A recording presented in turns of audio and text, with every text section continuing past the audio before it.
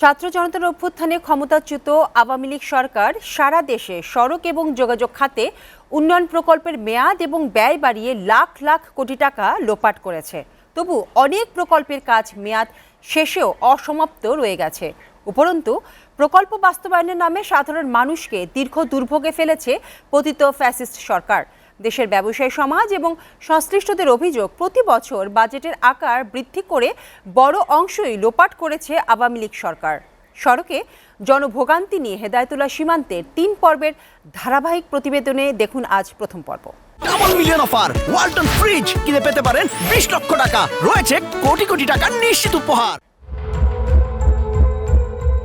পতিত আওয়ামী লীগ সরকারের আমলে সারা দেশে সড়ক পরিবহন ও যোগাযোগ খাতে শত শত অপ্রয়োজনীয় প্রকল্প হাতে নেওয়া হয়। এসব প্রকল্প বাস্তবায়ন দফায় দফায় মেয়াদ ও ব্যয় বাড়িয়ে লাখ লাখ কোটি টাকা লোপাট করা হয়েছে।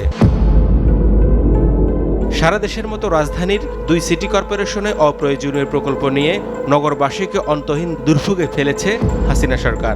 প্রকল্পের সুফলের পরিবর্তে বঞ্চিত হয়েছে দেশ ও জাতি। অনুসন্ধান বলছে, আওয়ামী লীগ সরকারের আমলে নেয়া আলোচিত ১৫টি প্রকল্পের মেয়াদ বাড়িয়ে ব্যয় দ্বিগুণ করা হয়। এই ১৫ প্রকল্পের মূল ব্যয় ৭৭,০০০ কোটি টাকা, অতি মূল্যায়নের ব্যয় বেড়ে দাঁড়ায় ১,৩৭,০০০ কোটি টাকা। এভাবে প্রতিটি উন্নয়ন প্রকল্পেই মেয়াদ ও ব্যয় বাড়িয়ে লাখ লাখ কোটি টাকা লোপাট করে পতিত হাসিনা সরকার। প্রতি বছর বাজেটের আকার বৃদ্ধি করে অর্থ লোপাট করা হয়। দেশের সড়ক মহাসড়ক উন্নয়নের নামে হরিলুটার জনভোগান্তির গল্পে যাওয়ার আগে বাংলাদেশের শুরু থেকে ২০২৪-২৫ অর্থবছর পর্যন্ত বাজেটের পরিসংখ্যানের দিকে দৃষ্টি দেওয়া দরকার। স্বাধীন বাংলাদেশের প্রথম বাজেট দেয়া হয় ১৯৭২-৭৩ অর্থবছরে, আর শেষ বাজেট ২০২৪-২৫ অর্থবছরে। পরিসংখ্যান বলছে, স্বাধীনতার পর থেকে ৫২ বাজেটে সবচাইতে আকার বেড়েছে পতিত আওয়ামী লীগ সরকারের ১৬ বছরে। কারণ একটাই, বরাদ্দের বড় অংশ লোপাট করা। কিন্তু ২০০১ থেকে ২০০৬ সাল পর্যন্ত বিএনপি সরকারের আমলের বাজেটের দিকে লক্ষ্য করলে মিলে ভিন্ন চিত্র।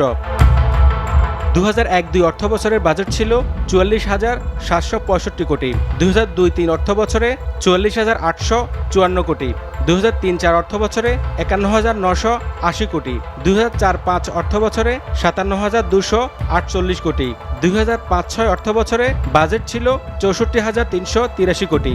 এরপর থেকে পতিত সরকারের আমলে লাগামহীনভাবে বাড়তে থাকে বাজেটের আকার, যার কোনো অন্ত ছিল না। বিএনপি আমলের শেষ বাজেট ৬৪,৩৮৩ কোটি থেকে প্রায় ৮ লাখ কোটি টাকার বাজেট দিয়েছে পতিত হাসিনা সরকার। ১৯৭২ সালে ৩০ জুন পাশ হওয়া স্বাধীন বাংলাদেশের প্রথম বাজেটের আকার ছিল ৭৮৬ কোটি টাকা, আর ২০২৩-২৪ অর্থবছরের বাজেট বেড়ে হয়েছে ৭,৬১,৭৮৫ কোটি টাকা। ২০২৪-২৫ অর্থবছরে ছিল ৭,৯৭,০০০ কোটি টাকার বাজেট। এই হিসেবে বাজেটের আকার বেড়েছে ১,০০০ গুণ বেশি। পতিত সরকারের আমলে প্রতি বছর বাজেট থেকে হাজার হাজার কোটি টাকা আত্মসাৎ করা হয় বলে অভিযোগ দেশের রাজনীতি ও ব্যবসায়ী সমাজের। দেশ চলতে লাগবে ১.৫ থেকে ২ লাখ হাজার কোটি, সেখানে দেয় হলো ৮ লাখ হাজার কোটি। তাইলে সেখানে একেবারে কমপক্ষে ৬ লাখ হাজার কোটি টাকা তারা আত্মসাৎ করে পার ইয়ার। প্রত্যেকটা জিনিসই তাদের অপরিকল্পিত পরিকল্পনা ছিল। এবং সেটা কেন ছিল? শুধু বাজেটের টাকাটা খরচ করার জন্য।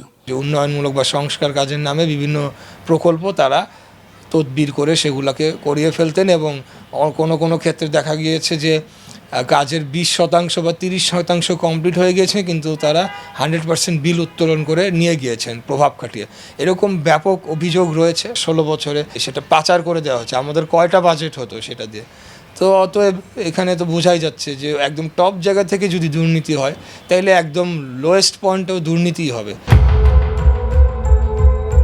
শুধুমাত্র প্রধানমন্ত্রী পরিবারের ৮০,০০০ কোটি টাকা দুর্নীতির প্রমাণ মিললেও এর বাইরে লাখ লাখ কোটি টাকা তারা লোপাট করেছে বলেও মন্তব্য তাদের। ফ্যাসিস্ট স্বৈরাচারী প্রধানমন্ত্রী শেখ হাসিনা এবং তার পরিবার, তাদের বিরুদ্ধে এখন ৮০,০০০ কোটি টাকার দুর্নীতি হয়েছে শুধু একটা পরিবারের, সেটা অভিযোগ।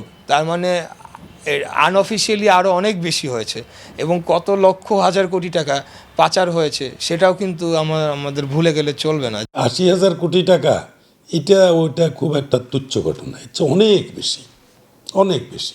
একটা এমপি, একটা মন্ত্রী, এরা তো অনেক হাজার হাজার কোটি টাকা, শুধু শেখ পরিবার শেখ হাসিনা কেন, বাজেটের টাকাটা তুলে নেওয়ার জন্য এই উন্নয়নের তকমা বানানো হয়েছে। তার কারণ হলো যে নিচের থেকে উপর পর্যন্ত খোদ রাষ্ট্রপ্রধান যিনি ছিলেন তিনিও তো লুটপাটে ব্যস্ত ছিলেন। তিনি বলতো প্রকল্প বানান, আর প্রকৌশলীরা আল্লাহর হুকুম হলে সেখানে তারা এটাকে 1 কোটি টাকার কাজকে 1000 কোটি টাকায় রূপান্তর করত। মাস্টার প্ল্যানে না থাকলেও প্রতিশ্রুত প্রকল্পের কারণে খরচ বাড়িয়ে দুর্নীতি করাই পতিত সরকারের মূল লক্ষ্য ছিল বলে জানান বুয়েটের অধ্যাপক ডক্টর শামসুল হক।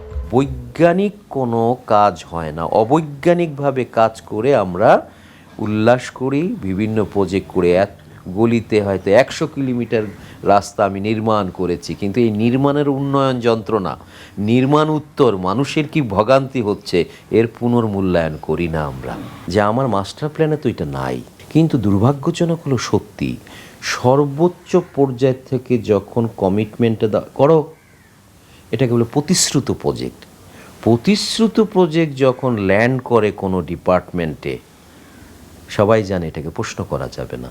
আর যদি প্রশ্ন করা না যায় তাহলে তো ভালো, আমি খরচ বাড়াই, কেউ প্রশ্ন করবে না।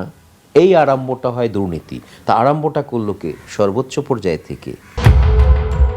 রাজধানীর ওয়ারী এলাকার পরিবেশ দূষণ, স্থানীয় বাসিন্দাদের ক্ষতি সাধন করা, অপ্রয়োজনীয় এমন ফুটপাত এবং ড্রেনেজ ব্যবস্থা নাকাল পুরান ঢাকা সহ রাজধানীবাসী। জনদুর্ভোগ আর ভোগান্তি দূর করতে পতিত হাসিনা সরকারের গণবিরোধী প্রকল্প অন্তর্বর্তী সরকার দ্রুত বাতিল করবে বলে প্রত্যাশা সাধারণ মানুষের। হেদায়েতুল্লাহ সীমান্ত, এসএটিভি, ঢাকা।